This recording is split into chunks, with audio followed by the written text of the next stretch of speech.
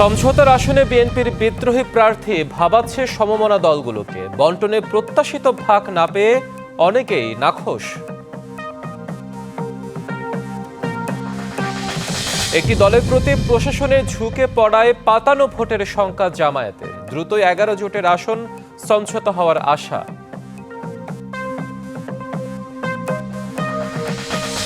চব্বিশ ঘন্টায়ও ঘোষণা হয়নি যোগসু নির্বাচনের ফল। ছাত্রদল প্যানেলের ভিপি এগিয়ে থাকলেও জিএস এজিএসে এগিয়ে শিবির। এবং যুক্তরাষ্ট্রের নতুন ভিসা বন্ড তালিকায় বাংলাদেশের নাম। দেশটিতে প্রবেশের আবেদনে গুনতে হবে 6 থেকে 18 লাখ টাকা।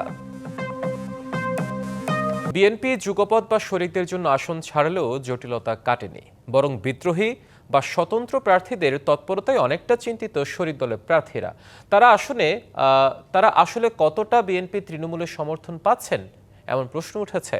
ঘোষণা দিল বিএনপির সঙ্গে আসন সমঝোতা নিয়ে এখনও ঝুলে আছেন বলেও জানাচ্ছেন কেউ কেউ। আবার যুগপৎ আন্দোলনে থাকলেও বিএনপি থেকে আসন ছাড়ের সুবিধা না পেয়ে কারো আছে আক্ষেপ। তবে দলের স্বতন্ত্র প্রার্থীদের বিরুদ্ধে কঠোর অবস্থানের পাশাপাশি আসন নিয়ে জটিলতা কেটে যাবে বলছে বিএনপি।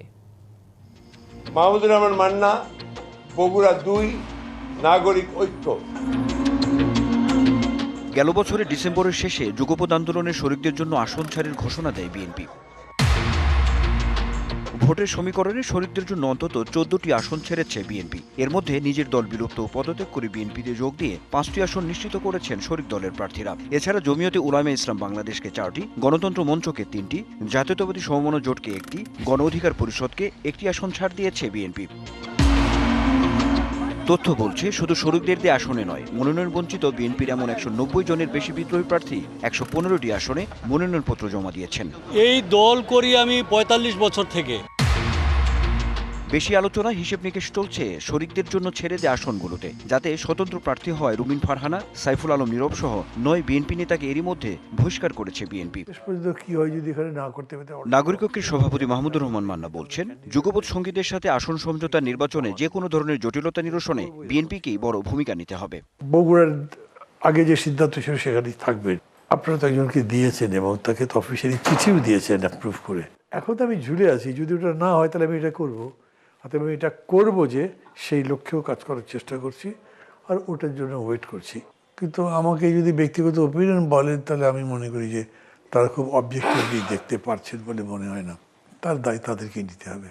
আর যুগপৎ আন্দোলনে থাকা আসম আব্দুর রবের জাতীয় সমাজতান্ত্রিক দল জেএসডি কেন বিএনপির আসন সমঝোতায় জায়গা পেল না, বিষয়টি অজানা বললেন দলের সাধারণ সম্পাদক।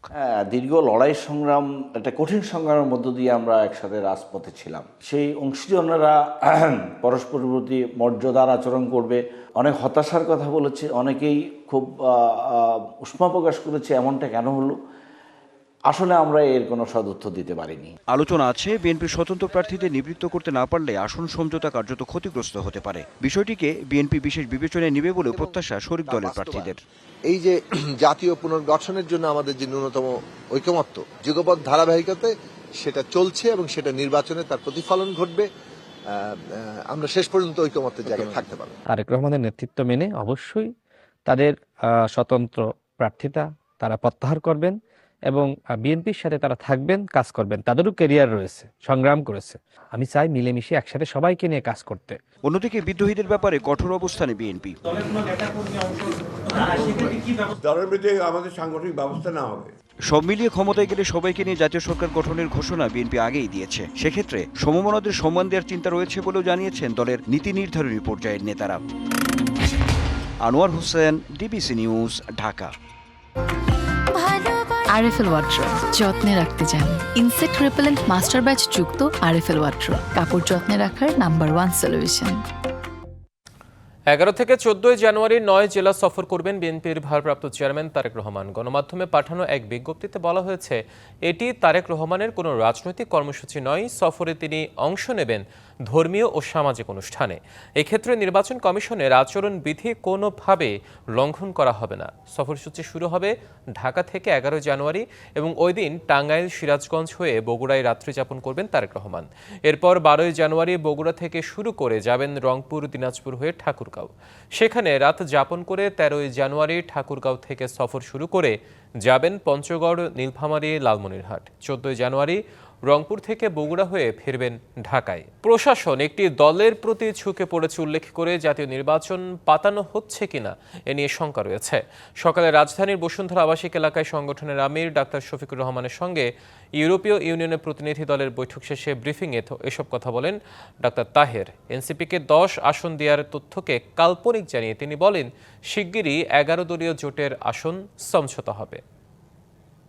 গত 1-2 সপ্তাহ ধরে বাংলাদেশে সরকার এবং আমাদের ল এনফোর্সিং অথরিটি যারা আছে, ইনক্লুডিং সেনাবাহিনী, যেভাবে একটি বিশেষ দলের প্রতি ঝুঁকে পড়েছে এবং প্রশাসন যেভাবে একটা দলের আনুগত্য দেখাচ্ছে, এতেই আশঙ্কা তৈরি হয়েছে যে আগামী নির্বাচনটি কি আবার পাতানো নির্বাচন হবে।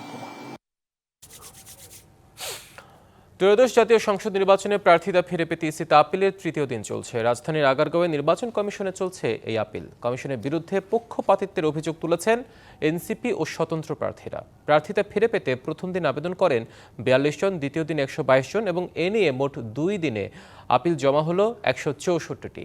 আপিলকারীদের বেশিরভাগই স্বতন্ত্র প্রার্থী। মূলত মোট ভোটারের 1% সই সংক্রান্ত তথ্যে গরমিল থাকায় এসব আপিল করা হয়েছে।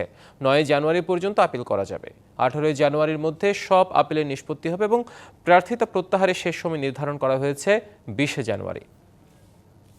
জগন্নাথ বিশ্ববিদ্যালয় কেন্দ্রীয় ছাত্র সংসদ যোগসু নির্বাচনের বিভিন্ন কেন্দ্রের প্রাপ্ত ফলাফলে ভিপি পদে এগিয়ে ছাত্রদল সমর্থিত প্যানেলের প্রার্থী।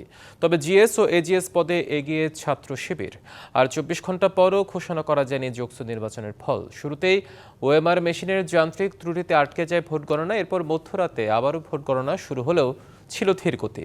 ফলাফলের অপেক্ষায় নির্ঘুম রাত কাটিয়েছে শিক্ষার্থী ও প্রার্থীরা। জগন্নাথ বিশ্ববিদ্যালয়ের কেন্দ্রীয় অডিটোরিয়ামে যোগসু নির্বাচনের অস্থায়ী কেন্দ্রীয় নিয়ন্ত্রণ কক্ষ স্থাপন করা হয়েছে এবং সব প্যানেলের ভিপি ও জিএস প্রার্থী, শিক্ষক সমিতি, বিভাগীয় প্রধান, ডিন, সিনেট সদস্য ও বিভিন্ন শিক্ষক সংগঠনের সঙ্গে আলোচনার পর রাত 12:30টার দিকে আবারও শুরু হয় গণনা। নৃবিজ্ঞান বিভাগের 278টি ভোট হাতে গণনা শেষে 2টি ওএমআর যন্ত্র দিয়ে যাচাই করা হয়। আবার ত্রুটিহীন গণনা যন্ত্রে রাতভর চলে গণনা। মঙ্গলবার সকাল 9টায় শুরু হওয়া যোগসু কেন্দ্রীয় ও হল সংসদ নির্বাচনের 39টি কেন্দ্রের 178টি বুথে ভোট গ্রহণ করা হয়। নির্বাচনে ভোট পড়েছে 65%-এরও বেশি। যোগসু নির্বাচনের ভোট গণনা নিয়ে আরও জানাতে আমাদের সাথে যুক্ত হচ্ছেন সহকর্মী ফরহাদুজ্জামান। ফরহাদ, 24 ঘন্টা পেরিয়ে গেলে এখনো ভোট গণনা শেষ হয়নি, আর কতক্ষণ লাগতে পারে এই গণনার কাজ? কি তথ্য আছে আপনার কাছে? গতকালকে নির্বাচন শেষ হওয়ার পরেও কিন্তু বেশ কিছুক্ষণ, প্রায় 5 ঘন্টা বন্ধ ছিল। তারপরে আবার রাত 12:30টার দিকে কিন্তু ভোট গণনা শুরু হয়। তবে এখন পর্যন্ত প্রাপ্ত ফলাফল অনুযায়ী 18টি কেন্দ্রের ফলাফল দিয়েছে। 39টি কেন্দ্রের মধ্যে এখনো প্রায় 21টি কেন্দ্র রয়েছে যেগুলোর ফলাফল এখনো দিতে পারেনি। এবং প্রার্থীরা যারা রয়েছেন তারা কিন্তু আছেন বিভিন্ন বিশ্ববিদ্যালয়ের বিভিন্ন পাশে প্রজেক্টরের মাধ্যমে সরাসরি তারা ফলাফল দেখতে পাচ্ছেন এবং অন্যান্য শিক্ষার্থী যারা রয়েছেন তারাও কিন্তু নির্ঘুম রাত কাটানোর পর এখন পর্যন্ত প্রাপ্ত ফলাফলের জন্য অপেক্ষা করছে। এখন পর্যন্ত আমাদের প্রাপ্ত ফলাফল অনুযায়ী ছাত্রদল কিন্তু যে ভিপি প্রার্থী তিনি কিন্তু ছাত্র শিবিরের চেয়ে এগিয়ে রয়েছেন। পাশাপাশি অন্যান্য প্রার্থীরা যে জিএস এবং ছাত্র দলের যে মধ্যস্থ রয়েছে এবং আপনি জানেন যে এখন বিকেল গড়িয়ে আজকে এখন পর্যন্ত 18টি কেন্দ্রের ফলাফল প্রকাশ হয়েছে এবং 39টি কেন্দ্রের ফলাফল প্রকাশ হতে হয়তো মধ্যরাত পেরিয়ে যাবে, এমনটা কিন্তু আশা করছেন যারা শিক্ষার্থী এবং ভোটাররা যারা রয়েছেন তারা বলছেন। এবং তারা বলছেন এতক্ষণ পর্যন্ত আসলে ভোট গণনার মতো কেন সময় লাগছে সেটা তারা বুঝতে পারছেন না। তো এখন পর্যন্ত আমার কাছে জগন্নাথ বিশ্ববিদ্যালয় থেকে যোগসু নির্বাচনে ছিল সর্বশেষ তথ্য। ফরহাদ, ধন্যবাদ আপনাকে। যুক্তরাষ্ট্রের নতুন ভিসা বন্ড তালিকায় আরও অনেক দেশের সাথে যুক্ত হয়েছে বাংলাদেশের নাম। দেশটিতে প্রবেশের আবেদনের ক্ষেত্রে বাংলাদেশি নাগরিকদের কমপক্ষে 6 লাখ এবং সর্বোচ্চ 18 লাখ টাকা ভিসা বন্ড বা জামানত দিতে হবে।